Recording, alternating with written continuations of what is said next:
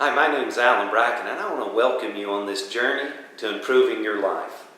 Often I have the privilege of sitting down with company owners and even individuals working within companies, and something that seems to come up as a common theme is they want to improve some area of their life. Now you pick the area, everyone has a different area that they want to improve. It could be their physical health.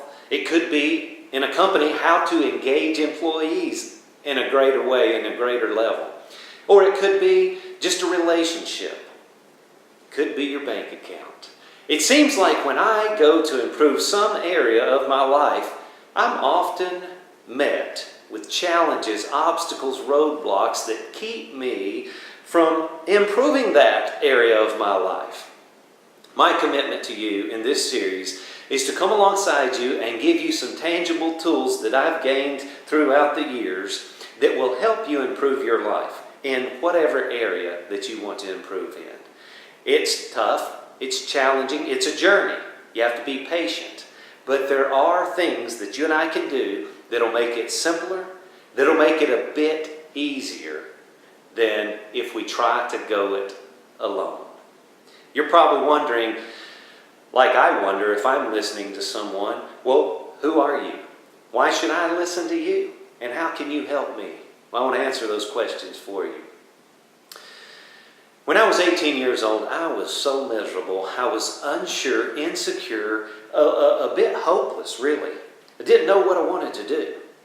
And if you've ever been there, that's not a fun place to be. You don't want to stay there long, I can assure you of that. And the summer of 1990, I worked 2 months for a local paving company. And while I was working for them, I did some grading, and I thought, you know what? Surely I can do this. And I was fascinated with the equipment, so I decided I would start my own paving company. The problem was I didn't have any money. I didn't have any equipment. And I didn't have any credit to buy any equipment. Now there's some challenges, there's some problems, but I knew a guy who knew a guy.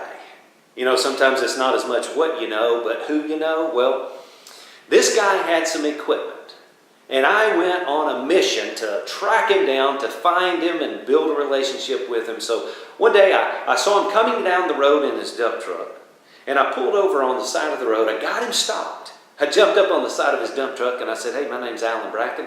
I said, we have a mutual friend. I was wondering if I could ride with you in your truck. Well, he looked at me like, where did this kid come from? But then he said yes. And that day, a wonderful relationship started. I showed up every day and I just began to learn from this guy. His name was Dow Marshall. And over the next several months, I shared with him my dream of starting a paving company. And he began to invest in me. And he bought me $17,000 worth of equipment, a truck, a paver, a grader, a roller. All I needed to start a company. And here's what he said. He said, Alan, pay me back when you can, no interest. Now I'm telling you, when I say those words, even to this day, 25 plus years later, it stirs emotion in me. And the reason is because Dow Marshall believed in me when I was unsure, insecure, and really didn't know what to do. And I've never forgotten that. He came alongside me and he helped me overcome some challenges that I was facing. And several years ago, my wife Amanda and I decided to sell our construction company and our asphalt plant so that I could do what I'm so passionate about, and that's helping people improve their life.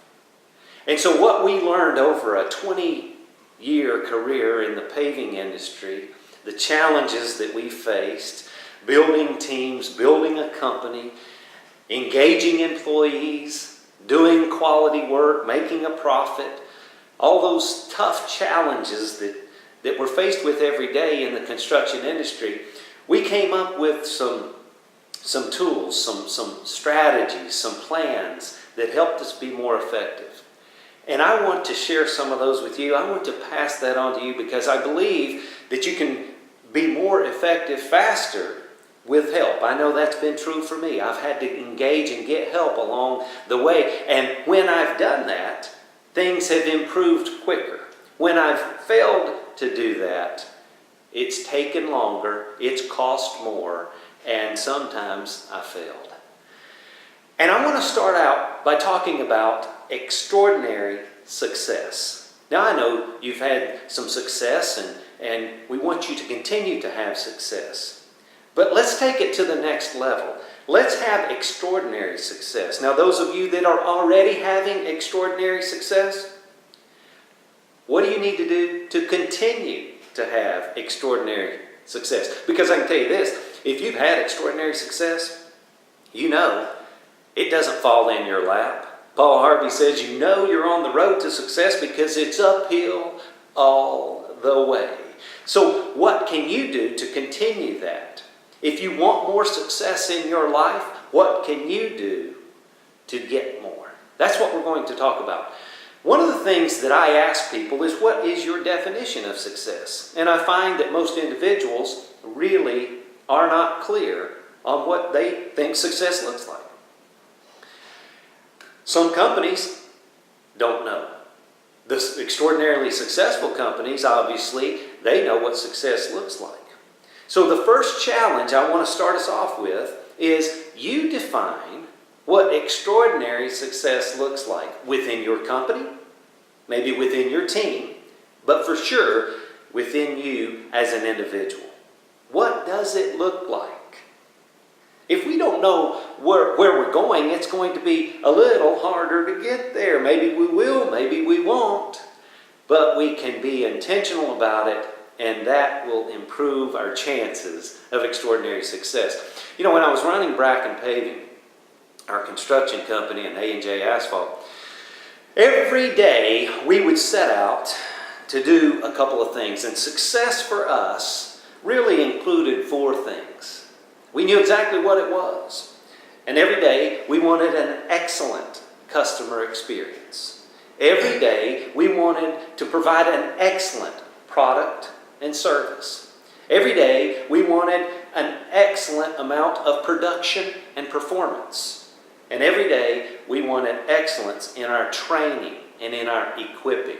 Now that is what we talked about consistently every day. Now if we check those boxes off, that was success. And if we do those things and did those things consistently over time, we had extraordinary success. It started for us with the customer experience. Obviously, if the customers are not having a great experience, they're not going to recommend us to someone else, right? And then we moved into the product. Well, we paved roads, we paved parking lots, we paved driveways. Our asphalt, we manufactured our own asphalt. It had to be good. Our service, we had to put it down right. It had to be excellent. Because without that, again, the customer experience is not going to be good. But we didn't stop there, because we had to have production and we had to perform well as an organization, as a team. I used to say all the time, look here guys, if we take all day to do a half-day job, wow, you know what, we're not going to make any money, and we're not going to have a job, we're not going to be in business. And so production and performance is very important. And then we had to have excellence in our training programs, in our equipping of our staff, our team, our people. But you know what? As we begin to develop the people, develop the team, help them improve their life, guess what? They were able to provide that excellent customer experience. They were able to provide a product and a service that was excellent. And we got production and performance because why? We had high-performing teams, because we trained, we equipped.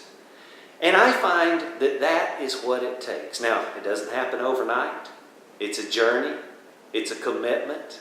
But if you and I want extraordinary success in our lives, we're going to have to commit to a few things. It's not going to just fall in our lap. And as we do that, things will get better. On a personal note, what is your personal definition of success? I adopted one from John Maxwell, a great friend and mentor of mine. I heard him say one time, Alan, I want the people closest to me to love and respect me the most. And when I heard him say that, I thought a lot about that. And I thought, you know what? I really do want to adopt that as one of my definitions personally for success. Now, the truth is I have many definitions of success. For parenting I have one, for my personal life, for my marriage. But I do like that one that I stole from John Maxwell. I do want the people closest to me that know me the best to love and respect me more every year. That would include my wife, my kids, my closest friends, my closest employees. I want them to see me, their leader, improve, get better. And if I'll do that, I believe that will result in more respect, more love. Don't you know the kind of people that the more you get to know them, the less you wish you knew? To me, that's not success. Certainly not extraordinary success. But I think it's very important for us to identify, what does success look like? What do we want it to look like? And how can we obtain it? My wife and I have 4 kids. And we adopted a definition of success in parenting from Andy Stanley. He said one of our main objectives in parenting is for our kids, when they leave home, they want to come home, even when they don't have to. My wife Amanda and I often talk about this because obviously out of obligation, maybe birthday parties, maybe certain celebrations and holiday seasons, you feel obligated to go home. But I want it to be our relationship with our kids so much greater than that. And that is not going to happen without a lot of intentionality. But since we've defined it, since we know that that is what success is to us, then we're more intentional in moving that direction. Now, we've identified a few things that we believe that it takes to be extraordinarily successful. It takes tenacity, that persistent determination. It really takes a commitment to being intentional. We all have good intentions, but we really have to be intentional. And then we have to understand purpose, our purpose, the larger, bigger picture. And that's what we're going to talk about in this series of extraordinary success. So I want you to start with defining what you believe success is within your company, within your team, and for sure within you as an individual. As you do that, the next step is to really be tenacious. Now, the dictionary defines tenacity or being tenacious as that ability to be persistent. Persist with determination. That's what we have to have if we're going to have extraordinary success. One of the things that John Maxwell says is the greatest gap is that gap between knowing and doing. Don't you know more than you do? I certainly do. And so how do we close that gap between what we know and what we're actually doing? Well, let's use GAP as an acronym. I believe the first step that we need to be tenacious in is gaining, use the G, gaining knowledge and information.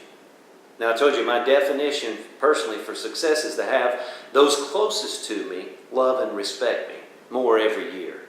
So what I have to be tenacious about is gaining knowledge and information in the area of relationship, in the area of communication.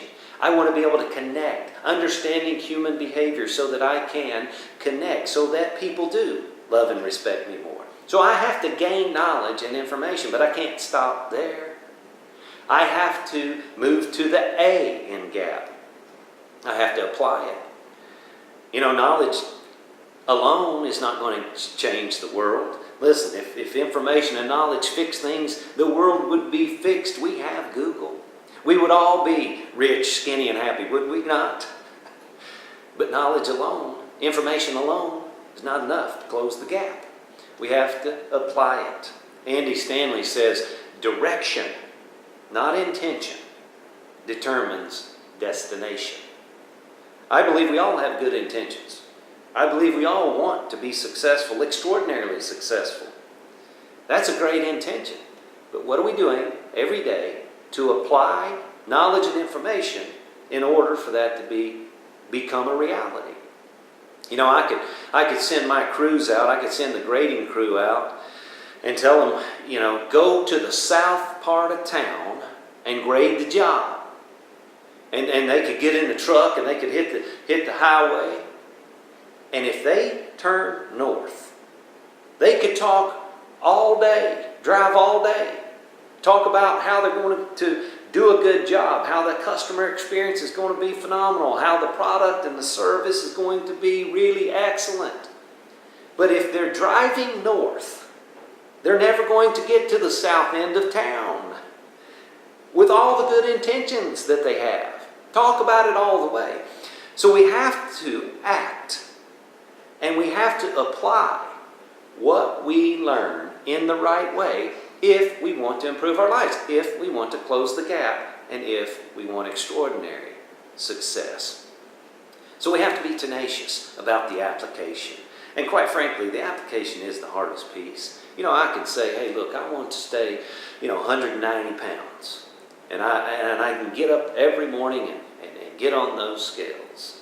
But if I don't eat right, if I don't exercise, it's not going to be a reality. I've noticed that when I eat a lot of sugar and when I eat bread, my weight does not stay at 190 pounds. So guess what? If I sit around and eat French fries and pizza all day long, I can have the best intentions and conversations around how that I want to stay at 190 pounds. It's not going to happen unless I apply what I know. I have to eat right. I have to eat clean. I have to exercise. It's no different for you. If we want to close the gap, if we want that extraordinary success in our lives, we're going to have to apply. Now the P in GAP, in this little acronym, is for passing it on. Gosh, it's so important that we pass on the information that we're gaining and knowledge that we're learning, not in a critical way, no, not in a judgmental way, no, in a positive way. So pass on this information that you've gained, that you've applied in your life in a positive way. That's what I want to do for you. Listen, I've gained some knowledge and information with the help of a lot of other people. I've applied that and built a very successful company, very successful teams that performed at a high level. And that's what I want to do. I want to pass some of that learning, some of that knowledge that I've applied onto you to help you overcome the problems and obstacles that you're facing so that you can have more success, extraordinary success, not just in your company, but in your personal life and within the lives of the people around you. The most extraordinary people that I know are doing this. They're gaining knowledge, continually learning. They're applying it, putting it to work. In other words, they're modeling the way. That's so important. And then they're passing it on. They're passing it on to people in their life. So I want you and I to commit. And I want you to gauge yourself. Rate yourself on a scale of 1 to 10 on how tenacious are you at gaining knowledge that you want to gain, applying that knowledge to your life to make a difference, and then passing it on to others. It's very important that I not rate you, but that you rate yourself. I can't change you, but when you acknowledge that you need to change and improve your life, it's more likely to happen. So here's the challenge. On a scale of 1 to 10, be honest. How well are you doing? How tenacious are you at gaining the knowledge, applying the knowledge, and passing it on that you need in your life to improve, to overcome those challenges? Listen, I know there's fear involved. There's fear involved, and if you're like me, you're probably wondering, do I have what it takes? Am I good enough to do this? I can tell you, yes, you are. And together, we can overcome the challenges by using this very simple plan. Rate yourself, and step 2, put together a specific action plan that you can apply immediately. Start this week. Specific actions that you can apply to improve your life. If you will do that, be honest with yourself and get you a specific action plan. Now here's the key to a specific action plan. Tie it to these 4 W words. Who, what, when, where. Who are you going to do the action with? What exactly is the action that you're going to do? Where are you going to do the action? And when? Who, what, when, where. If you will be that specific, the chances of you doing it will greatly increase. Therefore, you will move to more success, even extraordinary success, over time. I hope you will take the challenge from this first session to get your definition of success, rate yourself on how tenacious you are at closing that gap between learning and doing, pass it on to others, and write down a very specific action plan. If you'll do that, you will have extraordinary success.